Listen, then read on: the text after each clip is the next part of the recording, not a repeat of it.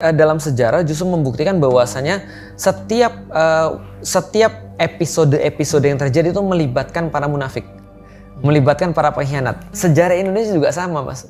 Gitu kan ya. Coba lihat di Ponorogo, gitu, lihat kemudian Cut Nyak-Din dan segala macam. Itu sejarah-sejarah semua diwarnai dengan pengkhianat-pengkhianatan. Makanya di dalam Islam itu Allah seolah-olah memperingatkan bahwasanya yang kamu harus khawatirkan tuh ada dua orang, yaitu adalah yang pertama adalah orang-orang kafir, yang kedua adalah orang-orang munafik. Dan ternyata orang-orang kafir ini inferior dibandingkan orang munafik. Karena orang kafir jelas, orang munafik ini bersembunyi di antara kita. Kapan mereka muncul? Ketika situasi-situasi lagi panas. Seperti kemudian impurities itu naik ketika emas dipanaskan.